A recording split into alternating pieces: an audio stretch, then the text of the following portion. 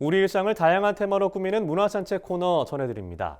바쁜 일상이라 별다른 일 없는 일상이라 하루하루 흘러가는 대로 보내는 분들이라면 오늘 소개할 신간 도서를 추천하는데요.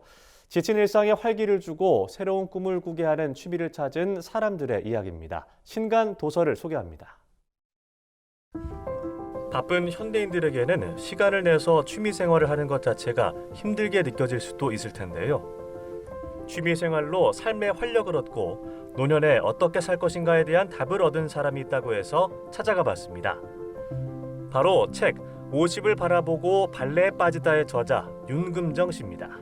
유연하지 못해서 윤버벗이라는 별명이 있는데 발레를 하면은 기본적으로 굉장히 유연해야 되잖아요. 그런데 제가 수업에 갈 때마다 제대로 하지도 못하면서 발레 수업이 있다고 생각만 하면은 행복감에 빠지는 거예요. 근데 문제는 뭐냐 하면은 수업을 들으면서 내가 나이가 많아서 제대로 못해. 나이가 많아서 잘 못 따라 할 거야 라는 부정적인 생각 때문에 잘 참여도 못하고 그리고 좀 주저를 하시는 것 같아요. 근데 이 부정적인 마인드를 없애고 그리고 적극적으로 열심히 하겠다는 마인드만 있으면은 자격증을 따던 아니면 취미 생활을 하던 문제가 될 게 없을 거라고 생각해요. 그래서 이제 이 책을 쓰게 된 계기가 됐습니다. 저자가 발레를 시작한 계기는 단순합니다. 바쁜 일상 속 체력의 한계를 느낀 저자는 운동의 필요성을 느꼈는데요. 가까운 운동센터를 알아보던 중 눈에 띈 발레 학원을 다니게 된 것이 발레와의 첫 만남이었습니다. 솔직히 말해서 거리상 좀 가까워가지고 발레 학원을 선택하게 됐는데 이 발레 음악은 피아노 연주 음악이거든요. 이 음악을 들으면 음악과 동작을 같이 하게 되는데 그렇게 되면은 어느 순간인가 무라일체에 빠져요. 음악과 제가 하나가 되는 순간이 빠져요. 그렇게 되면은 제가 지금 뭘 하는지도 모르면서 정말 행복해 하는 그런 순간이 있거든요. 그래서 그게 이제 발레에 빠지는 하나의 매력이 아닌가 싶고요. 발레 음악에 취해 몸을 맡기다 보면 발레의 매력에 빠질 수밖에 없다는 저자.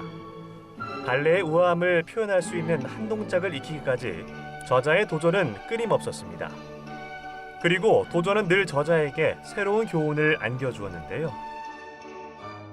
솔직히 제가 횟수로 5년이 넘는 시간 동안 발레를 했는데도 제가 잘하고 있는지를 몰랐어요. 그리고 항상 그 정체기에 빠져 있는 저를 보고 목표를 좀 정해 놓으면은 그 목표에 따라서 적어도 그 목표를 달성하기 위해서 연습을 하게 되지 않을까라는 생각에 도전을 하게 됐습니다. 발레는 표현 예술이다. 이 점이었었고, 두 번째로는 제가 이 콩쿠르를 통해서 이것이 진정한 행복이라는 것을 느꼈던 것. 이 두 가지가 얻게 된 가장 값진 그 교훈이 아닌가 싶습니다. 취미로 시작했지만 발레를 제대로 배우고 표현하기 위해 저자는 신체를 따로 공부하기 시작했는데요. 제가 고질적인 허리 문제를 가지고 있어요. 허리가 좋지 않고 더구나 또 발레를 하면서 무리한 스트레칭을 하는 바람에 추간판이 또 탈출되는 부상을 입었었거든요. 필라테스 자격증반을 알게 됐는데 몸에 대한 인체 해부학을 좀 배우거든요. 그래서 뼈의 구조라든지 아니면 근육들이 어떻게 움직이는지 어떤 특정 근육을 발달시키기 위해서 어떤 운동을 해야 되는지를 배우는 굉장히 유용한 그런 코스였어요. 누군가는 쉼을 준비하는 나이지만 저자는 늘 도전하며 새로운 것을 배우길 희망하는데요. 자신이 도전으로 얻은 것들을 많은 사람들이 보고 용기를 얻었으면 하는 마음에 책을 썼습니다. 이제 중년의 나이에 어떤 취미 생활을 해야 될지 고민하시는 분들, 그리고 기초 운동이 없이 취미 운동을 그냥 마구 하시는 분들, 그리고 노년을 도대체 어떻게 했으면 좋겠는지 설계하시려고 하시는 분들이 읽었으면 참 좋겠다라고 생각하고 있습니다. 책 50을 바라보고 발레에 빠지다는 발레에 푹 빠져 사는 갱년기 여성의 당당하고 멋진 취미 발레 생활을 담고 있습니다. 40대 중반에 취미 발레를 시작한 저자가 기초 없이 발레를 배우다가 부상을 입고 다시 발레에 푹 빠지기까지 진솔하고 생생한 경험담을 실감나게 엮었는데요. 발레로 인해 자신의 인생이 풍부해졌다고 말하는 저자. 취미로 얻는 행복, 그 이상의 것을 성취하고 있는 삶이 궁금하다면 추천하는 책입니다.